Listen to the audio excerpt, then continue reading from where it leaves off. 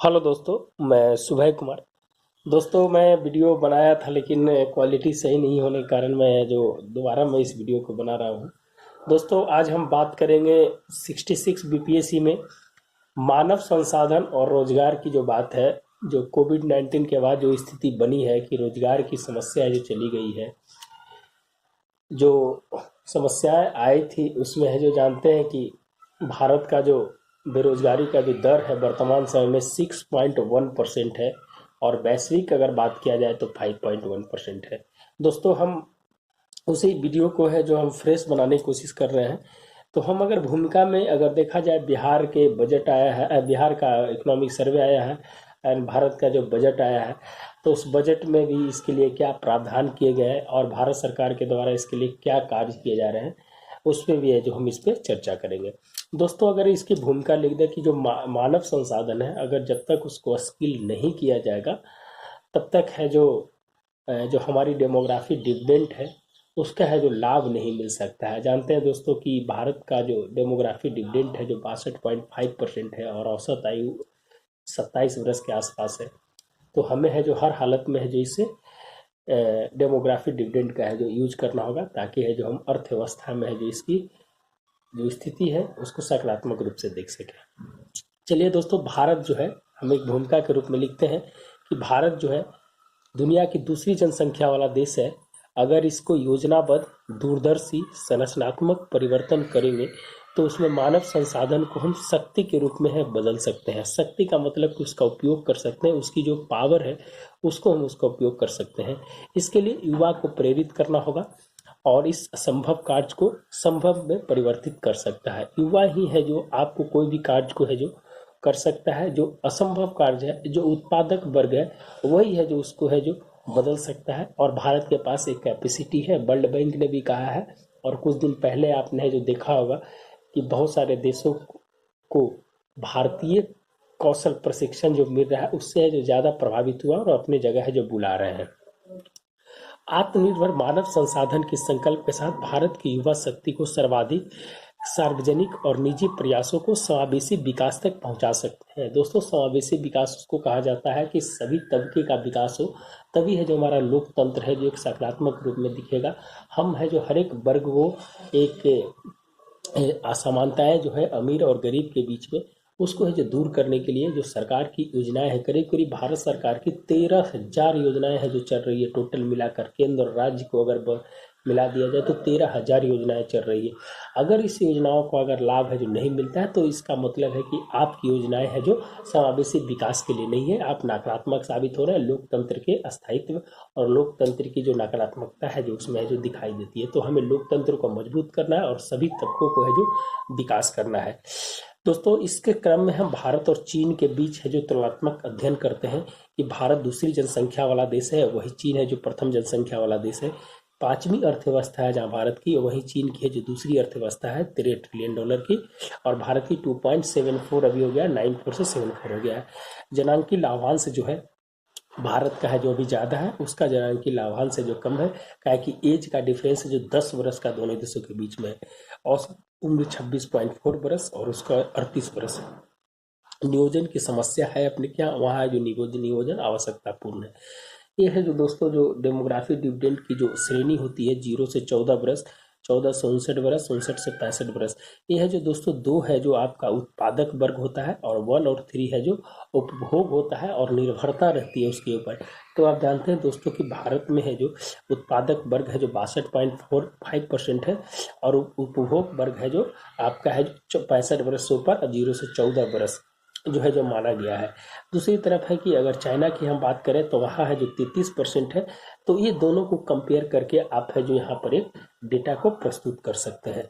NSSO और श्रम bureau का जो डेटा है दोस्तों कि 2017 में जो हमारी कार्य नियोजन था 540.3 बिलियन लोगों के लिए था, और अभी है जो 2021 में 640.4 हो गया। करीब करीब है जो 100 बिलियन लोगों की अभी भी ज़रूरत है।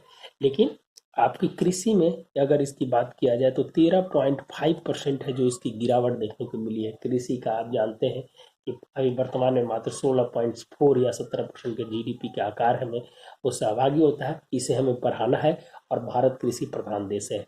तो उसी चीज़ को है जो बिहार सरकार भी है जो कृषि पर जोर दे रहे हैं। कल परसों जो इकोनॉमिक सर्वे है उसमें है जो 88% ग्रामीण में रहते हैं और 75% है जो टोटली रूप से है जो प्रत्यक्ष रूप से जो कृषि पर निर्भर है। तो निश्चित रूप से दोस्तों कि हमें कृषि को जो बूस्टअप करना पड़ेगा। एक पिलर है दोस्तों कि भारत सरकार ने कृषि, श्रम और शिक्षा जो किसी भी देश की पिलर होती है उसको है जो संशोधन किया है। अब श्रम में बात किया जाए तो उसको 4 कानून में बनाया गया है। फिर है जो कृषि का है जो 3 बिल है, एपीएमसी एक्ट है, कॉन्ट्रैक्ट फार्मिंग और इसेंशियल कमोडिटी है, इसको जो चेंज किया गया है। और आवश्यक वस्तु अधिनियम जो है 1955 को संशोधित किया गया है। फिर नेशनल एजुकेशन पॉलिसी है। तो कैसे हमें जो रोजगार को बढ़ाएंगे इस पे जो बात करेंगे। हमने दोस्तों वैश्विक बेरोजगारी के बारे में बात किया था। भारत 6.1% है जो भारत का बेरोजगारी है। ये है जो डेटा 2015 के बाद से डेटा नहीं आया है दोस्तों। और चीन का है जो 2.1% है। दोस्तों वीडियो नहीं बन पाया था सही से, इसलिए मैं दोबारा है जो इस वीडियो को थोड़ा बना रहा हूँ। अब इसके लिए सरकार है जो क्या क्या उपाय कर रही है, सरकार है जो क्या उपाय कर रही है इसके बारे में है जो हम बात करेंगे आपसे। तो दोस्तों क्या करना चाहिए, तो कौशल विकास 3.0 है जो मिशन है जो चालू कर दिया गया है। इससे पहले 2 मिशन हो चुका है, तीसरा मिशन है। इसमें स्किल इंडिया जो 2014 में स्टार्ट हुआ था उसके बारे में बात करेंगे। इसके 2 पार्ट है कि श्रम शक्ति की शिकायत होती थी लेकिन श्रमिक नहीं मिलता था।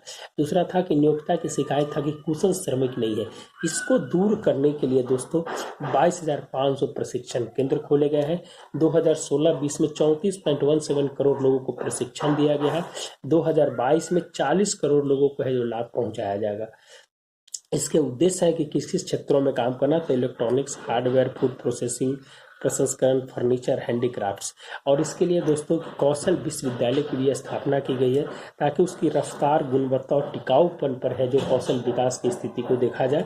इसके लिए 20 मंत्रालय है जो 50 से अधिक कार्यक्रम है जिसके लिए चलाया जा रहा है। आप अप्रेंटिसशिप 1961 के में है जो बदलाव किया गया है।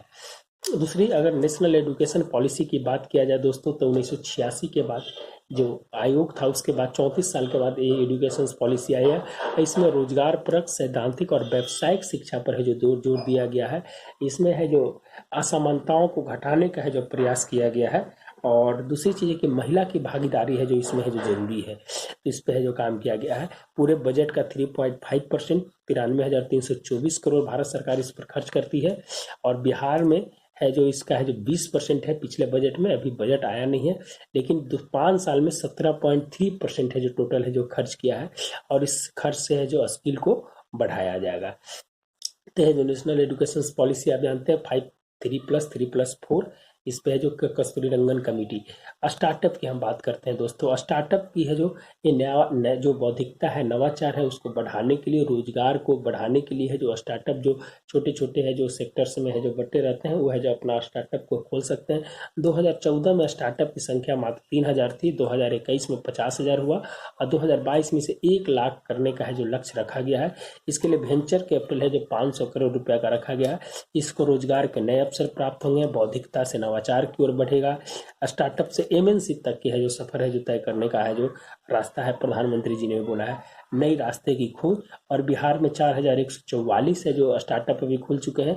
और है जो 12 जो विश्वविद्यालय है उसमें है जो 250 इक्वेशन सेंटर है जो खोला जा रहा है ताकि है जो बौद्धिकता को, नवाचार को है जो बढ़ाया जा सके। फिर है जो सेल्फ हेल्प ग्रुप की हम बात करते हैं दोस्तों, ये है जो 1980 के दशक में शुरू हुआ था मोहम्मद यूनिस जी के द्वारा, आप लिख लीजिएगा वहाँ पर।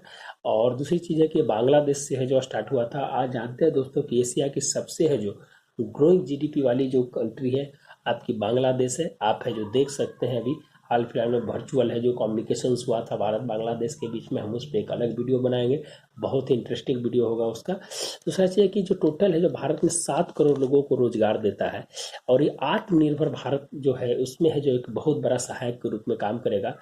1980 से शुरू हुआ था। रसोई स्वास्थ्य भी जान रहे हैं दोस्तों कि इससे है जो इनसे है जो काम करवाया जा रहा है। बिहार में है जो 13 करोड़ ऋण का है जो प्रावधान है जो किया गया है। और बिहार में 10 लाख है जो सेल्फ हेल्प ग्रुप है। अगर अल्पसंख्यक की अगर बात किया जाए दोस्तों तो हुनर उस्ताद के माध्यम से है जो उस पे जो कार्यक्रम को किया जा रहा है, इसमें दस्तकार, शिल्पकार, कारीगर, खसमाओ और 5 लाख लोगों को है जो प्रशिक्षण है जो दिया जा रहा है। हम आगे एमएसएमई की बात करते हैं दोस्तों। हर एक अर्थव्यवस्था की रीढ़ मानी जाती है। जीडीपी में 29% है जो इसका कंट्रीब्यूशन है। 2024 में 40% करने का लक्ष्य रखा गया। 14 करोड़ लोगों को रोजगार है जो इससे प्राप्त होता है। सबसे ज़्यादा रोजगार देने वाला क्षेत्र है। और है जो इसके कोविड के समय है जो इसकी परिभाषा को चेंज कर दिया गया था, 300 करोड़ रुपया तक है। और एक और लिख लीजिएगा कि 200 करोड़ रुपया की निविदा वाली कंपनी है जो एमएसएमई को ही मिलेगा। सरकार ने चेंज कर दिया था। तीन है जो महिला की भागीदारी है जिसमें बढ़ाने का लक्ष्य रखा गया। बिहार में है जो 12 लाख है जो एमएसएमई है, टोटल छठा नंबर पर आता है। और भारत में है जो टोटल 6 करोड़ है जो एमएसएमई है। अगर कृषि की बात किया जाए दोस्तों तो बिहार में 75% अप्रत्यक्ष रूप से, भारत में 55%। कृषि रोजगार को, उद्योग को बढ़ावा देने के रूप में कार्य किया जा रहा है। कृषि अवसंरचना एग्रीकल्चर फंड है, बहुत सारी है जो योजना। 16.5 लाख करोड़ है जो ऋण के लिए दिया गया है। 1 लाख करोड़ जो अवसंरचना के लिए बनाया गया है। मैंने कृषि में रोजगार और तकनीक को बढ़ावा देने के लिए है जो निश्चित रूप से जो सरकार काम करे। आप इसमें बहुत सारे डेटा है, बजट से आप है जो निकाल के लिख लीजिएगा कि है जो 1000 ई नाम को जोड़ा जाएगा, मंडी को जोड़ा जाएगा, तकनीक है जो इसमें प्रयोग किया जाएगा। तो यही है दोस्तों, आप इसमें जो लिख सकते हैं। डिजिटल तकनीक के साथ डिजिटल को बढ़ावा दिया जाएगा। भारत नेट कार्यक्रम डिजिटल इंडिया के माध्यम से, जिसमें ई कौशल, ई बाजार, ई हाट, ई लर्निंग, ई पशुहाट, ई पशुधन, ई मौसम के माध्यम से उसको जोड़ने का प्रयास कर रहा है। और इससे है जो क्या क्या है जो चुनौती दूर होगी, तो रोजगार, जीवन प्रतिष्ठा, उत्पादन, उपभोग, गुणवत्तापूर्ण, ये है जो इसका दूर होगा। ये ग्रामीण क्षेत्र और शहरी क्षेत्र में क्या क्या इसके प्रभाव पड़ेंगे। गांव के बुनियादी संरचना का विकास होगा, आजीवन का विकास होगा, जीडीपी में ग्रोथ होगा, पलायन कम होगा,